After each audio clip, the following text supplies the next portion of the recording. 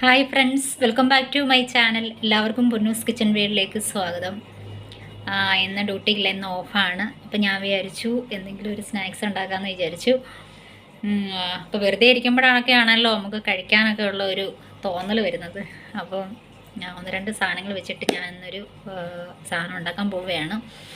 അപ്പം നാട്ടിലെ കാര്യങ്ങളൊക്കെ ഓർക്കുമ്പോഴത്തേക്കിനും, നാട്ടിൽ ഓരോ സ്നാക്സൊക്കെ ഓർക്കുമ്പോഴത്തേക്കിനും കഴിക്കാനൊരു മോഹം.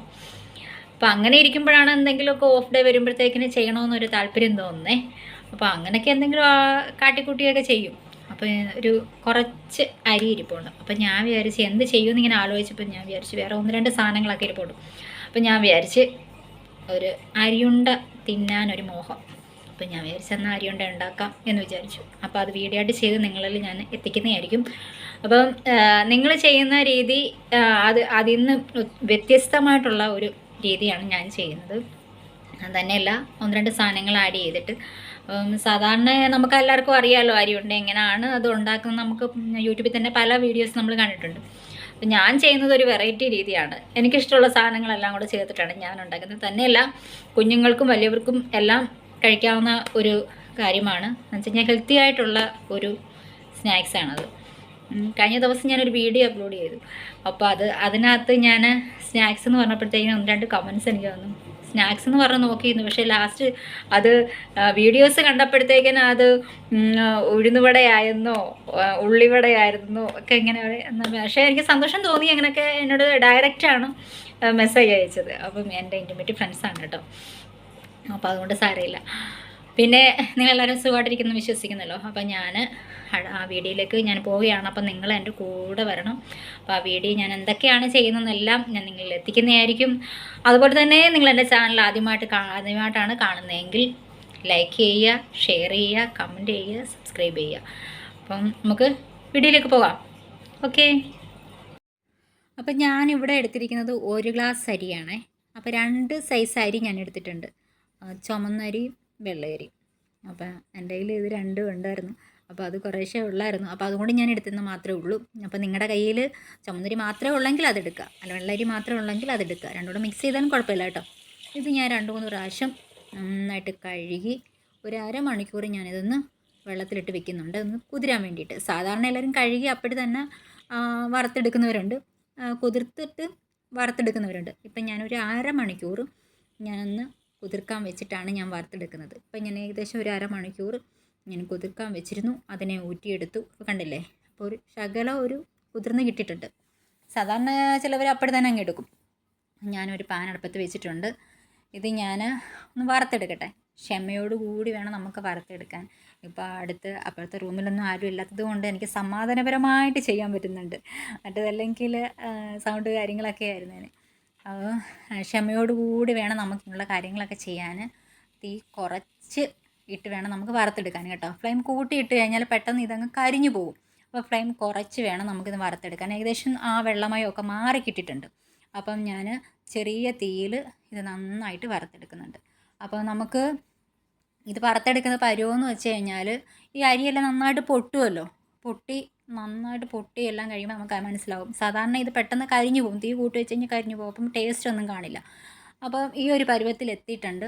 ഞാൻ ഇവിടെ കൊണ്ട് ഇത് സ്റ്റോപ്പ് ചെയ്യുകയാണ്. എന്ന് വെച്ച് കഴിഞ്ഞാൽ ഇനി ആയിക്കഴിഞ്ഞാൽ കരിഞ്ഞു പോവും, എൻ്റെ അരിയുടെ ടേസ്റ്റൊക്കെ വേറൊരു ടേസ്റ്റിലൊക്കെ ആയിപ്പോവും. അതുകൊണ്ട് ഞാൻ ഇവിടെ കൊണ്ട് നിർത്തുകയാണ്. ഏകദേശം നന്നായിട്ട് ഇത് ഫ്രൈ ആയിട്ടുണ്ട് കേട്ടോ. അപ്പം നമുക്കൊരു ചെറിയ തീയിൽ ഇത്രയും ക്ഷമയോടുകൂടി ഇരുന്ന് ഞാൻ ചെയ്തു. അപ്പോൾ ഞാൻ അരി അങ്ങനെ വറുത്തെടുത്തിട്ടുണ്ട്.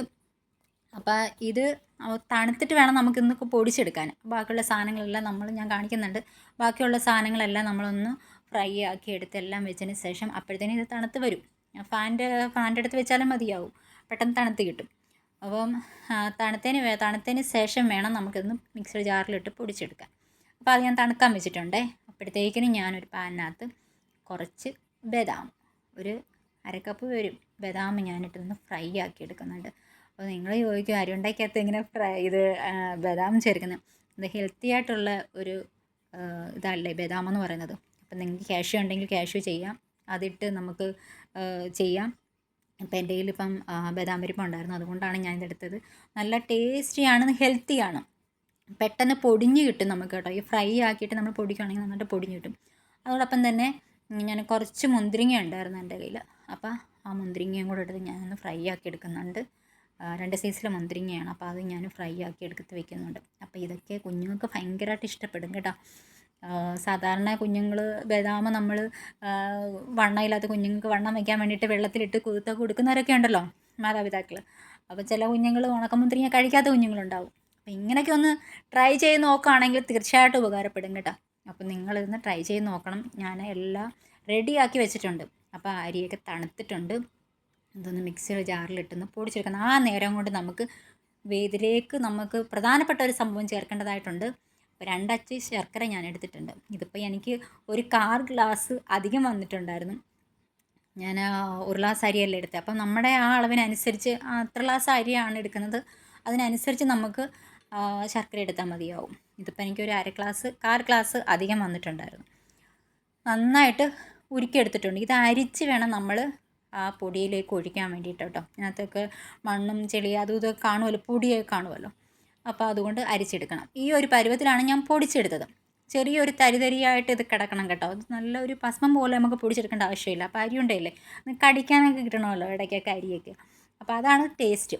അപ്പം വറുത്ത് വെച്ച മുന്തിരിങ്ങ ഇട്ട് കൊടുത്തിട്ടുണ്ട്. അതുപോലെ തന്നെ 1 സ്പൂൺ ഏലക്കാപ്പൊടിയും കൂടി ഇട്ട് കഴിഞ്ഞിട്ട് 1 സ്പൂൺ വെച്ചോ നമ്മുടെ കൈ വെച്ചിട്ടോ നന്നായിട്ട് ഇതൊന്ന് കുഴച്ചെടുക്കണം. ആ ഏലക്കാപ്പൊടി എല്ലാ ഭാഗത്തും ഒന്നും അരിപ്പൊടിയിൽ എല്ലാ ഭാഗത്തും ഒന്നും എത്തിച്ചേരണം. അപ്പം അതുകൊണ്ട് നിങ്ങളെല്ലാവരും അത് പ്രത്യേകം ശ്രദ്ധിക്കണം കേട്ടോ. നമ്മൾ ഉപ്പായാലും ഇങ്ങനെയുള്ള സാധനങ്ങൾ ചെയ്യുമ്പോൾ നന്നായിട്ടൊന്ന് മിക്സ് ചെയ്യണം. അപ്പോൾ അരിച്ച് ഞാൻ ശർക്കര അതിനകത്ത് ഒഴിച്ച് കൊടുത്തിട്ടുണ്ട്. കുറേശ്ശെ നമ്മൾ ആദ്യമേ മൊത്തത്തോടെയൊക്കെ എടുത്ത് ഒഴിക്കരുത്. കുറേശ്ശെ ഒഴിച്ച് നമുക്ക് ഇതൊന്ന് ഇളക്കിയെടുക്കണം.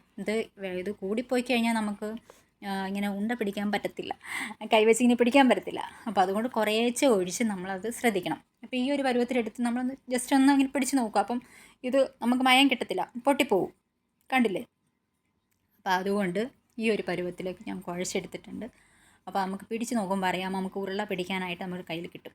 അപ്പോൾ അതേ പരുവത്തിൽ നിങ്ങളൊന്ന് അങ്ങനെ നല്ല ശ്രദ്ധിക്കണം. അപ്പോൾ ഞാനിങ്ങനെ 1 ഗ്ലാസ് അരിക്ക് ഒരു 15 അരിയുണ്ട ഞാൻ കിട്ടിയിട്ടുണ്ട് കേട്ടോ. സൂപ്പർ ടേസ്റ്റ് എന്ന് പറഞ്ഞു കഴിഞ്ഞാൽ ഒരു രക്ഷയില്ല കേട്ടോ. നിങ്ങളെല്ലാവരും ട്രൈ ചെയ്ത് നോക്കണം. എന്തായാലും കുഞ്ഞുങ്ങൾക്ക് നന്നായിട്ട് ഇഷ്ടപ്പെടും. നമ്മൾ അരി കൊണ്ട് ഉണ്ടാക്കാതെ അതുപോലെ തന്നെ നിങ്ങളുടെ ക്യാഷ്യൂ ഉണ്ടെങ്കിൽ അത് ചേർക്കാം, ബദാം ഉണ്ടെങ്കിൽ ചേർക്കാം. അതുപോലെ തന്നെ വേറെ എന്തെങ്കിലും സീഡ്സ് ഉണ്ടെങ്കിൽ പിന്നെ ഹെൽത്തി ആയിട്ടുള്ള സീഡ്സ് ഉണ്ടെങ്കിൽ അതും കൂടെ ഒക്കെ ആഡ് ചെയ്ത് വേണം നമ്മളിങ്ങനെ കുഞ്ഞുങ്ങൾക്കൊക്കെ ഉണ്ടാക്കി കൊടുക്കാൻ. അപ്പം നല്ല ഹെൽത്തിയാണ്. അപ്പോൾ എന്തായാലും നിങ്ങൾ ട്രൈ ചെയ്ത് നോക്കണം കേട്ടോ. അപ്പോൾ അടുത്തൊരു വീഡിയോയിലേക്ക് ഞാൻ നല്ലൊരു സ്നാക്സായിട്ട് ഞാൻ വരും. നിങ്ങൾ ട്രൈ ചെയ്ത് നോക്കണം. നല്ല ടേസ്റ്റാണ്. അപ്പോൾ അടുത്ത ഒരു വീഡിയോയിലേക്ക് കാണുന്നവരെ okay, bye bye, take care.